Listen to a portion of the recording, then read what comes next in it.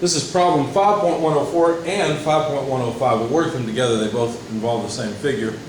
It's just finding the location of the centroid along one axis and then along another. In fact, we'll find them along all three, but one of the axes is pretty trivial. Basically, the instructions are for the machine element shown, locate the y-coordinate of the center of gravity, and then 105 is locate the x-coordinate. So let me draw a crude version of it. Hopefully you have the text and you can look at the picture.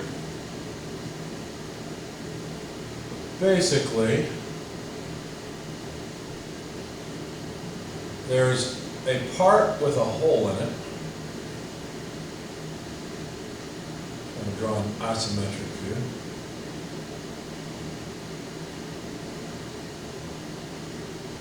And out on this part at the end, there is a, there is a half circle.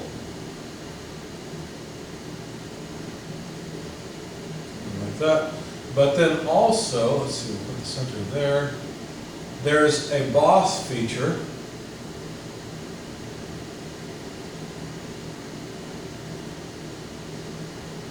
Something like this. Here's the parts we don't need that we couldn't see. We can't see. So there's a hole here, but a raised boss here. And so the y-axis is defined to lie along this left edge. The z-axis actually is an extension of this line. And then the x-axis comes off of this edge on the back side. Okay? Now the thickness of this little raised boss here is 10 millimeters.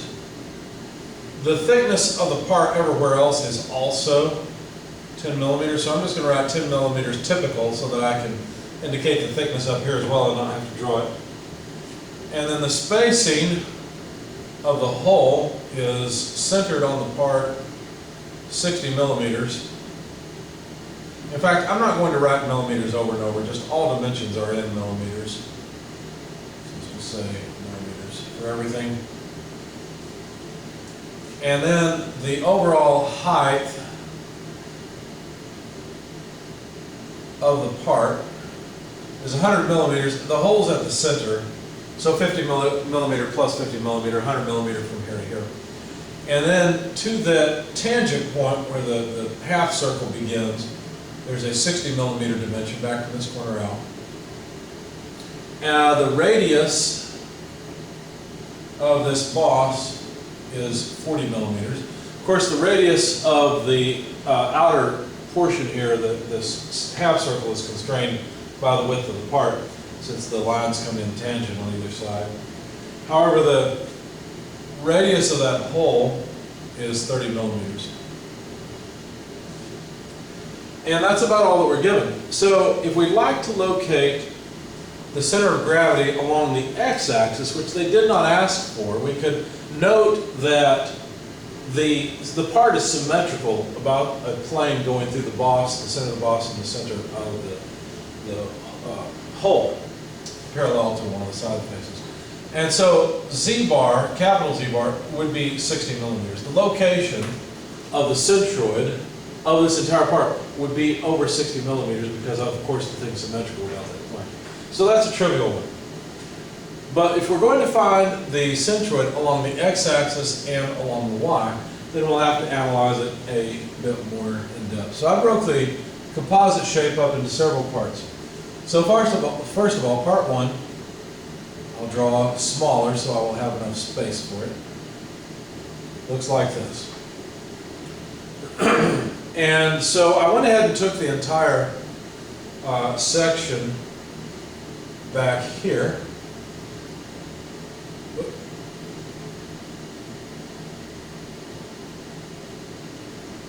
Okay, so that's what part one is, just to be clear. So it has a height of 100 millimeters. So what I did is I went ahead and calculated the volume. 100 millimeters of height times 120 millimeters of width multiplied by 10 millimeters of thickness. So that comes out to a volume of 60,000 millimeters cubed. Now I'm going to need a table of all of this, so I'm going to reserve some space. And as I go through and write down the equation and then calculate the number. I'm going to put that into the table so I don't have to write this over and over again. So I'm going to end up with, I think it's 5 parts. Yeah, here we go. So 5 different parts. Let me put the table down here. I think we can fit it. Part 1, 2, 3, 4, and 5. So some of the things we will want is the volume, which will be in cubic millimeters. Now let me put some lines across here so I can keep myself straight, hopefully. And so for part 1, we've already found that the volume is 60,000 millimeters cubic. Another thing we will want is the location of the centroid of each of the individual components. So for example, the centroid of this component is very trivial. X bar, well, we're interested in the x-axis, that's this way. It's halfway into the thickness. So X bar just must be 5 millimeters, right? So we'll write that down and note that the units are millimeters. Another thing I will be interested in is Y bar, the location of the centroid of the part along the y-axis. Well, that would be at negative 50 millimeters. So let's make another column, Y bar in millimeters. We have to move down 50 millimeters along the y-axis to find the centroid of this shape. Okay. I'll write this one out completely and then probably not actually put the numbers with the figure as I go. The next part I chose to take was a shelf section. So this is part number 2. And the shelf section looks something like this.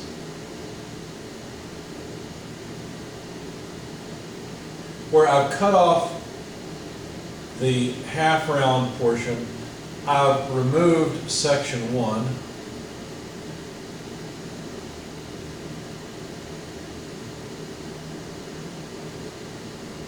Okay? And so you see the shelf section. So the volume of that section B2, we've got to be careful. We've got 60 millimeters from here to here, but that includes the thickness of part 1. I don't want that. So it's 50 millimeters on this side. So V2 is 50 millimeters. Multiplied by, I need the width, well that's just 120 millimeters still. And the thickness is 10. So it's 10 millimeters thickness there as well. So this is going to end up being half of the volume of section 1. And that comes out to, oh, you know what? I copied from the wrong place. There's no way that this is 60,000, this is 120,000. The next one's 60,000. I read the wrong line in my worksheet. So let's fix that. There we go. Now I need the location of the centroid of this body. In the z direction, that's trivial. I know where that's at. But what about in the x direction? Well, it's 10 plus half of 50, right? So half of 50 is 25 plus 10 is 35. So along the x-axis, 35 millimeters is the location of the centroid of this, what I'm calling a shelf section. And then the y centroid, well, we just need to go down to half the thickness, so that's at negative 5 millimeters. Okay. Section 2. Let's take section 3 next. Notice, of course, I also removed the little extruded boss on the top. Section 3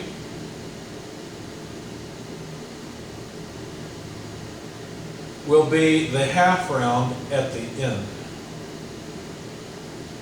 Okay.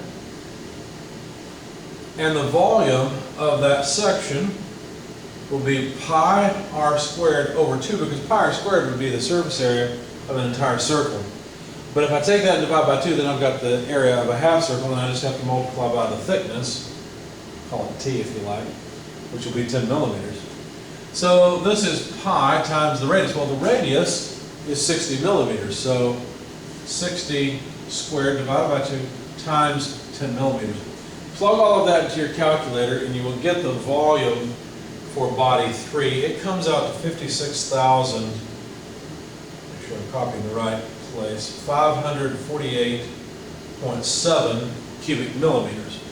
The centroid location along the y-axis is pretty simple. Again, it's -5 millimeters. But the x-axis, well, we'd have to move from here all the way out to there, and that's 60 millimeters. But then we need to know the centroidal location of a half circle. And so when I look that up, it's 4r over 3 pi. So x bar is going to be equal to 60 plus 4r over 3 pi. And this is just from data in the book. You can look up the tables and find the locations of centroids. Of course, r is 60 millimeters. So plugging all that into a calculator, you'll find the location of the centroid in millimeters along the x-axis. And so that comes out to about 85.4648 millimeters. So that takes care of body 3. Body 4 is where I decided it was time to start dealing with that little boss that was out there on the end of the part. So, shape out here. So the volume of that shape is pretty simple. It's just pi r squared. Of course, I'm talking about a different radius here than I am here, right? Here I'm talking about the radius of this little boss. Here I'm talking about the radius of that end half circle. You've got to read the context. And then times the thickness of the boss. So that is pi, and what was the radius? It's 40. So 40 millimeters squared times 10 for the thickness. Again, plug all that in, you get 50,265.5 cubic millimeters. Notice how close that is. What that tells you is that my scale is pretty far off. And that makes some sense, right? Number one, the scale is pretty far off, so this is a much bigger boss. Number two, this boss has another whole half to it that the tab on the end does not. So it's not a surprise those two come out so similarly. Basically, the tab on the end, if it was a full circle, would have about twice the amount of volume as the boss has. And then finally, so that was body 4. We got to have a location. Well, the location of the centroid is pretty simple. We've got to move up along the y-axis by 5. And to get out to it, it lies on that tangent line, so that's just out at 60 millimeters. So that's easy enough. The last shape is the hole.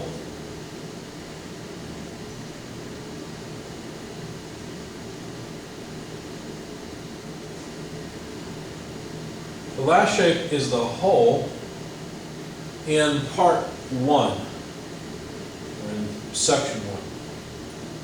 And that hole will have a volume, V5, equal to pi r squared, where again I'm talking about the radius of this hole now, not the boss, not the tab on the end, or the half circle on the end, but the hole, times the thickness of that part.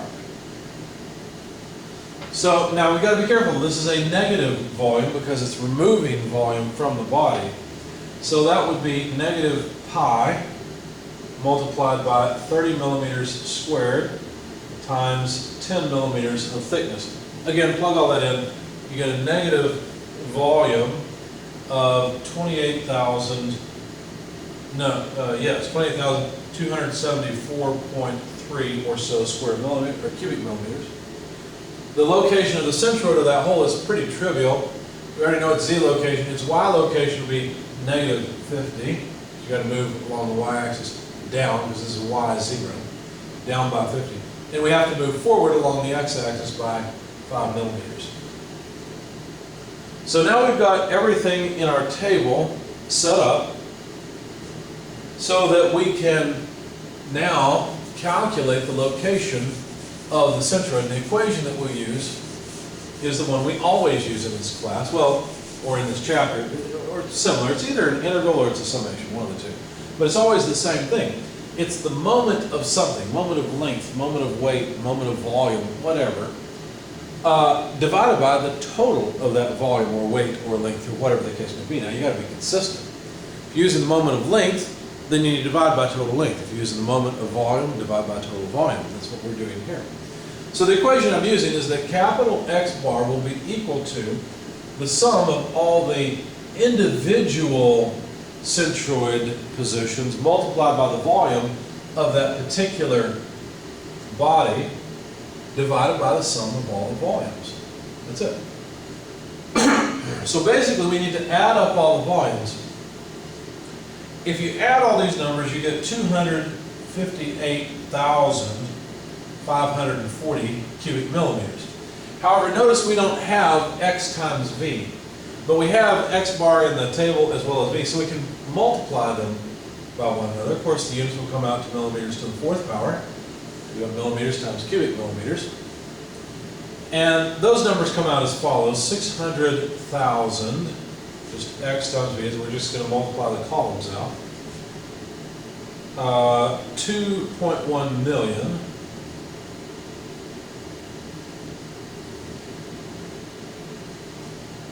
Uh, 4,832,923, 3,015,930, and then notice, because it's a negative volume times a positive moment arm or distance, it's negative 141,372 millimeters to the fourth power.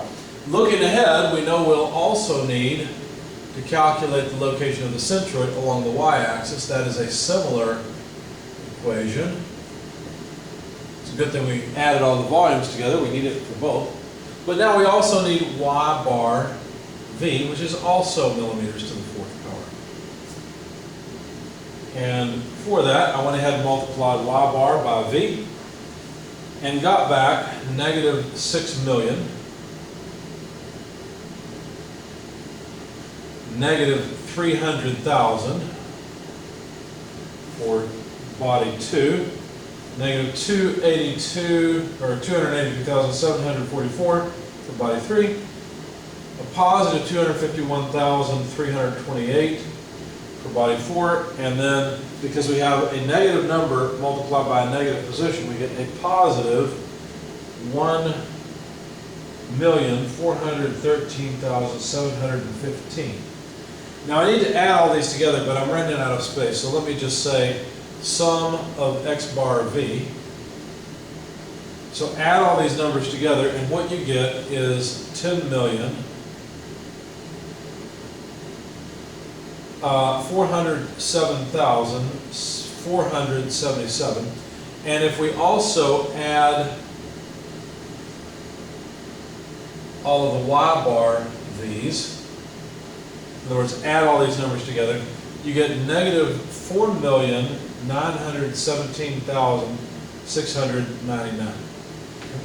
So now we have everything that we need in order to plug in and find the location of the centroid of the overall body. And we already know this one was easy, like I said. They didn't ask for it, but it's on that plane, right? A plane that goes through this line and center of that boss. But X bar and Y bar are not quite so easy. So let's see.